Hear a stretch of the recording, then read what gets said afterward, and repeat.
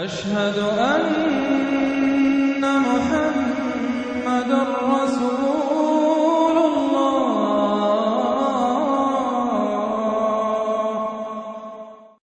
الطارق نام،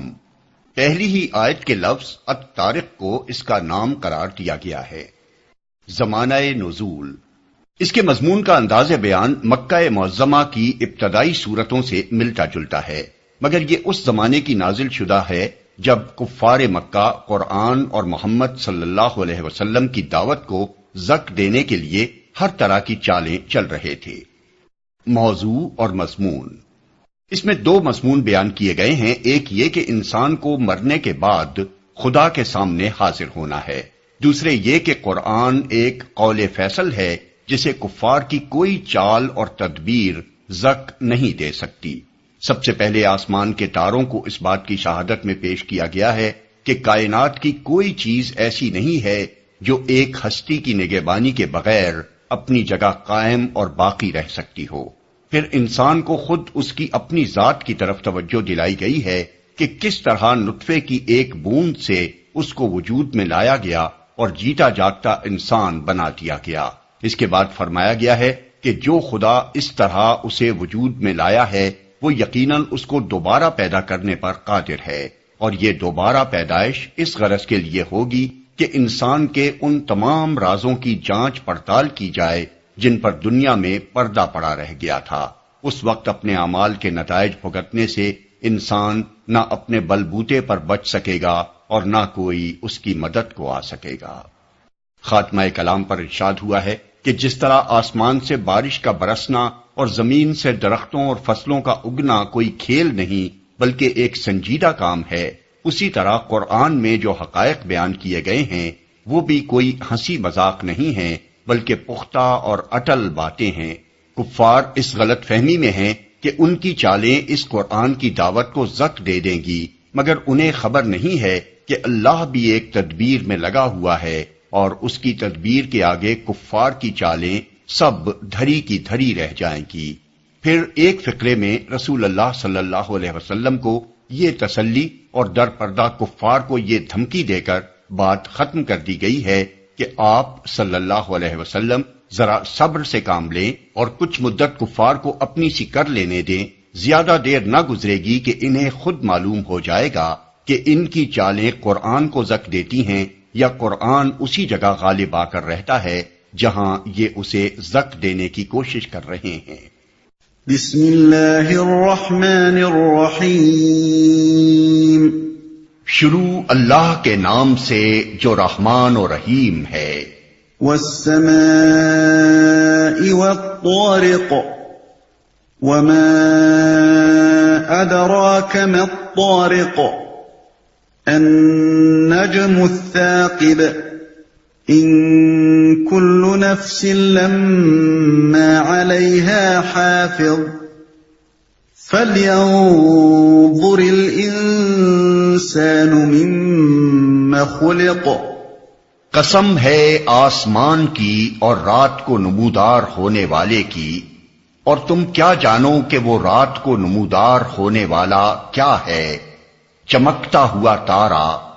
کوئی جان ایسی نہیں ہے جس کے اوپر کوئی نگہبان نہ ہو۔ پھر ذرا انسان یہی دیکھ لے کہ وہ کس چیز سے پیدا کیا گیا ہے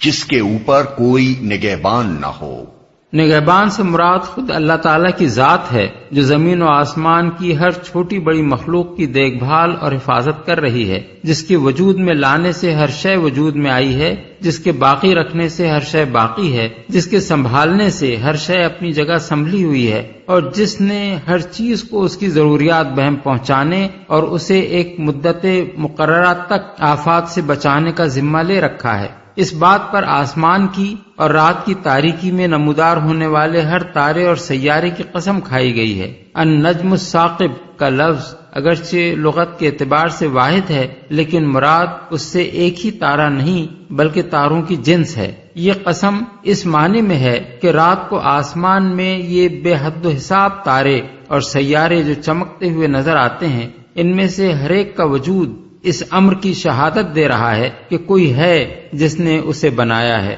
روشن کیا ہے، فضا میں معلق رکھ چھوڑا ہے اور اس طرح اس کی حفاظت و نگہبانی کر رہا ہے کہ نہ وہ اپنے مقام سے گرتا ہے، نہ بے شمار تاروں کی گردش کے دوران میں وہ کسی سے ٹکراتا ہے اور نہ کوئی دوسرا تارا اس سے ٹکراتا ہے۔ کس چیز سے پیدا کیا گیا ہے؟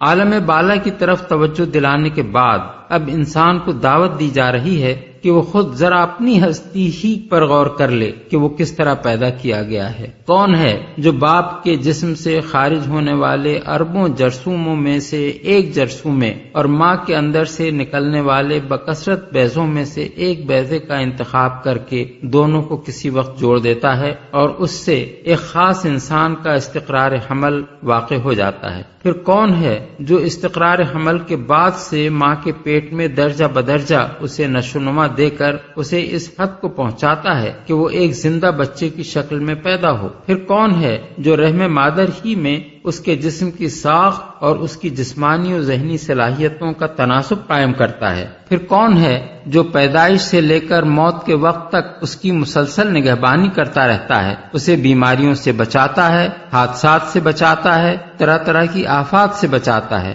اس کے لیے زندگی کے اتنے ذرائع بہم پہنچاتا ہے جن کا شمار نہیں ہو سکتا، اور اس کے لیے ہر قدم پر دنیا میں باقی رہنے کے وہ مواقع فراہم کرتا ہے جن میں سے اکثر کا اسے شعور تک نہیں ہوتا، وجہ کہ وہ انہیں خود فراہم کرنے پر قادر ہو۔ کیا یہ سب کچھ ایک خدا کی تدبیر اور نگرانی کے بغیر ہو رہا ہے؟ خلق من ماء دافق يخرج من بين الصلب والترائب، ایک اچھلنے والے پانی سے پیدا کیا گیا ہے جو پیٹھ اور سینے کی ہڈیوں کے درمیان سے نکلتا ہے۔ اصل میں صلب اور ترائب کے الفاظ استعمال ہوئے ہیں۔ صلب ریڑھ کی ہڈی کو کہتے ہیں اور ترائب کے معنی ہیں سینے کی ہڈیاں یعنی پسلیاں۔ چونکہ عورت اور مرد دونوں کے مادہ تولید انسان کے اس دھڑ سے خارج ہوتے ہیں جو صلب اور سینے کے درمیان واقع ہے، اس لیے فرمایا گیا کہ انسان اس پانی سے پیدا کیا گیا ہے جو پیٹھ اور سینے کے درمیان سے نکلتا ہے۔ یہ مادہ اس صورت میں بھی پیدا ہوتا ہے جبکہ ہاتھ اور پاؤں کٹ جائیں، اس لیے یہ کہنا صحیح نہیں ہے کہ یہ انسان کے پورے جسم سے خارج ہوتا ہے۔ در حقیقت جسم کے اعضاء رئیسہ اس کے ماخذ ہیں اور وہ سب آدمی کے دھڑ میں واقع ہیں۔ دماغ کا الگ ذکر اس لیے نہیں کیا گیا کہ صلب دماغ کا وہ حصہ ہے جس کی بدولت ہی جسم کے ساتھ دماغ کا تعلق قائم ہوتا ہے۔ سورہ طارق آیات 6 اور 7 کی تشریح کرتے ہوئے جو کچھ ہم نے لکھا ہے اس پر ایک ڈاکٹر صاحب نے ہمیں لکھا کہ آپ کی تشریح میں نے بغور کافی دفعہ پڑھی ہے لیکن میں سمجھ نہ سکا۔ جہاں تک عملی مشاہدے کا تعلق ہے تو یہ مادہ فوتے یعنی ٹیسٹیکلز میں پیدا ہوتا ہے اور باریک باریک نالیوں کے ذریعے بڑی نالیوں میں گزرتا ہوا پیٹ کی دیوار میں کولہے کی ہڈی کے عین متوازی ایک نالی انگوینل کینال میں سے گزر کر قریب ہی ایک غدود میں داخل ہو جاتا ہے۔ غدود کا نام پروسٹیٹ ہے اور پھر وہاں سے رطوبت لے کر اس کا اخراج ہوتا ہے۔ سینے کی ہڈی اور ریڑھ کی ہڈی کے درمیان سے اس کے گزرنے کو میں سمجھ نہ سکا، البتہ اس کا کنٹرول ایک ایسے نروس سسٹم سے ہوتا ہے جو کہ سینے کی ہڈی اور ریڑھ کی ہڈی کے درمیان جال کی صورت میں پھیلا ہوا ہے، وہ بھی ایک خاص حد تک۔ اس کا کنٹرول ایک اور غدود جو کہ دماغ میں ہوتا ہے اس کی رطوبت سے ہوتا ہے، لیکن سوال یہاں اخراج کا ہے جو کہ ایک نالی کے ذریعے ہی ہو سکتا ہے۔ میری درخواست ہے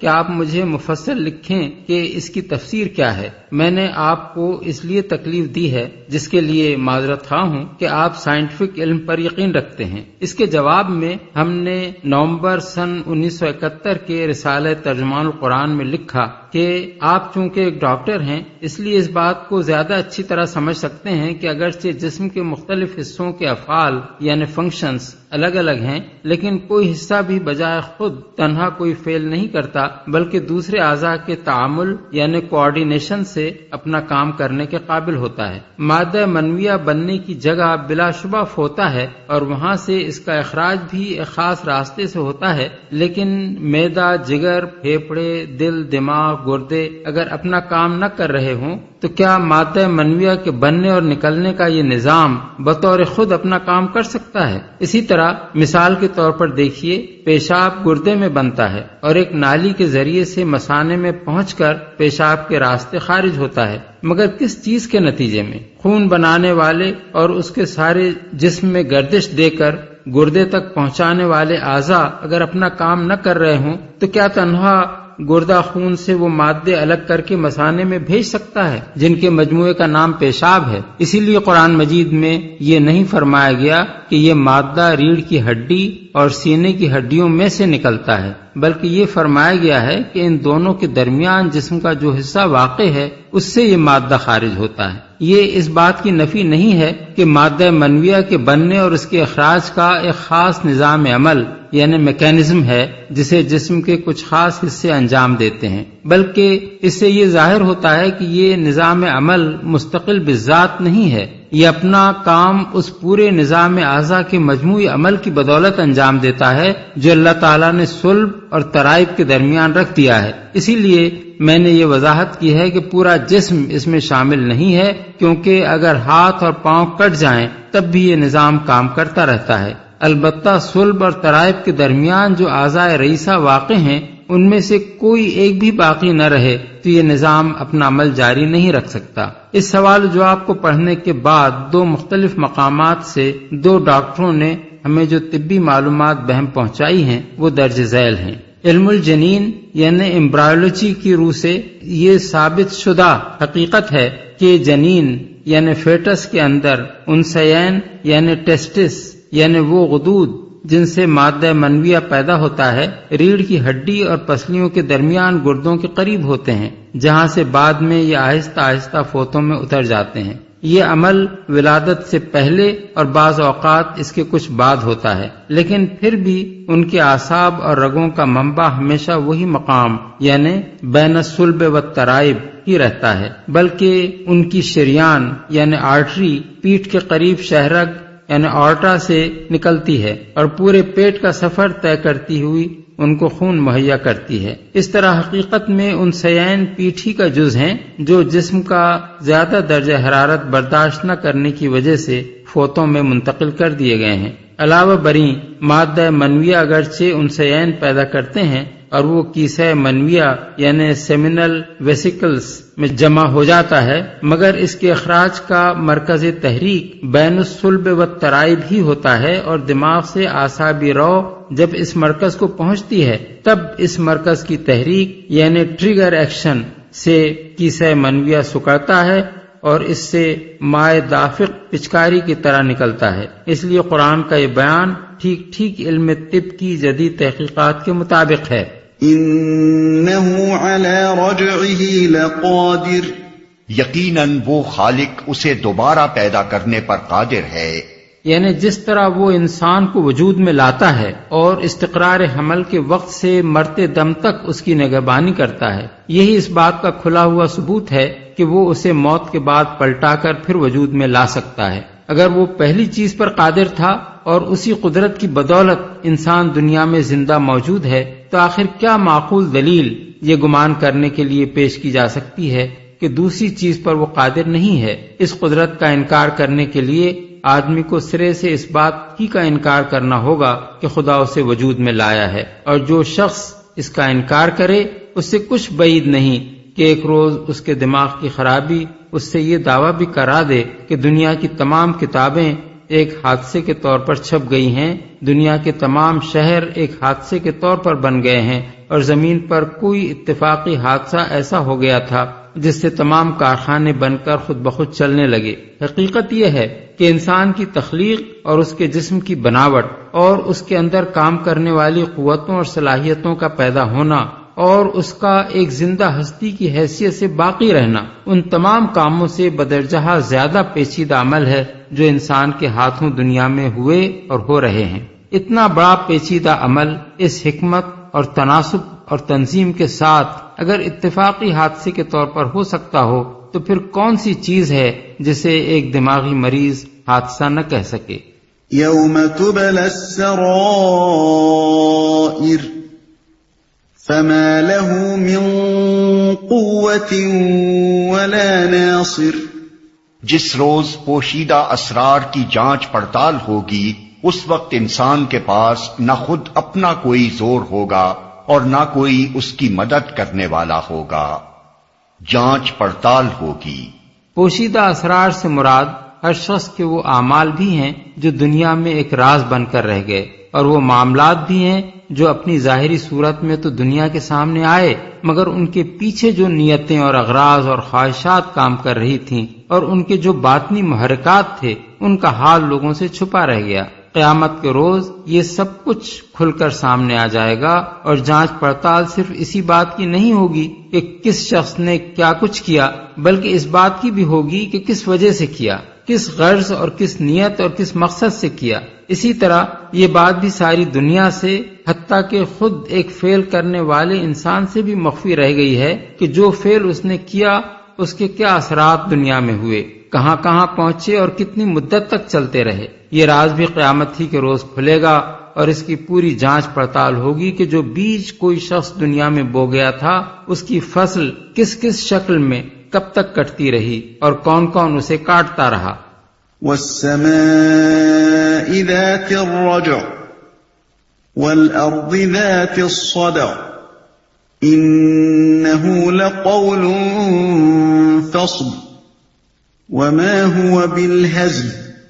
قسم ہے بارش برسانے والے آسمان کی اور نباتات اگتے وقت پھٹ جانے والی زمین کی. یہ ایک جچی تلی بات ہے، ہنسی مذاق نہیں ہے. آسمان کی.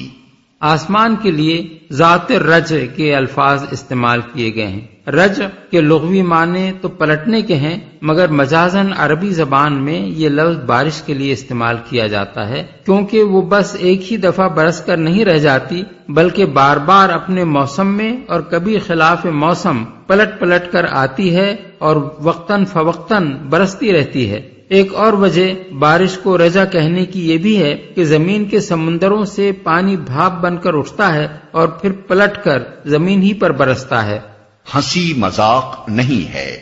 یعنی جس طرح آسمان سے بارشوں کا برسنا اور زمین کا شق ہو کر نباتات اپنے اندر سے اگلنا کوئی مذاق نہیں ہے بلکہ ایک سنجیدہ حقیقت ہے، اسی طرح قرآن جس چیز کی خبر دے رہا ہے کہ انسان کو پھر اپنے خدا کی طرف پلٹنا ہے، یہ بھی کوئی ہنسی مذاق کی بات نہیں ہے بلکہ ایک دو ٹوک بات ہے، ایک سنجیدہ حقیقت ہے، ایک اٹل قول حق ہے جسے پورا ہو کر رہنا ہے. إنهم يكيدون كيدا وأكيد كيدا فمهل الكافرين أمهلهم رويدا. یہ لوگ کچھ چالیں چل رہے ہیں اور میں بھی ایک چال چل رہا ہوں، پس چھوڑ دو اے نبی ان کافروں کو ایک ذرا کی ذرا ان کے حال پر چھوڑ دو. چالیں چل رہے ہیں یعنی یہ کفار اس قرآن کی دعوت کو شکست دینے کے لیے طرح طرح کی چالیں چل رہے ہیں، اپنی پھونکوں سے اس چراغ کو بجھانا چاہتے ہیں، ہر قسم کے شبہات لوگوں کے دلوں میں ڈال رہے ہیں، ایک سے ایک جھوٹا الزام تراش کر اس کے پیش کرنے والے نبی پر لگا رہے ہیں تاکہ دنیا میں اس کی بات چلنے نہ پائے اور کفر و جاہلیت کی وہی تاریکی چھائی رہے جسے چھانٹنے کی وہ کوشش کر رہا ہے. ایک چال چل رہا ہوں یعنی میں یہ تدبیر کر رہا ہوں کہ ان کی کوئی چال کامیاب نہ ہونے پائے اور یہ آخر کار منہ کی کھا کر رہیں اور وہ نور پھیل کر رہے جسے یہ بجھانے کے لیے ایڑی چوٹی کا زور لگا رہے ہیں. ان کے حال پر چھوڑ دو، یعنی انہیں ذرا مہلت دو کہ جو کچھ یہ کرنا چاہیں کر دیکھیں. زیادہ مدت نہ گزرے گی کہ نتیجہ ان کے سامنے خود آ جائے گا اور انہیں معلوم ہو جائے گا کہ میری تدبیر کے مقابلے میں ان کی چالیں کتنی کارگر ہوئیں.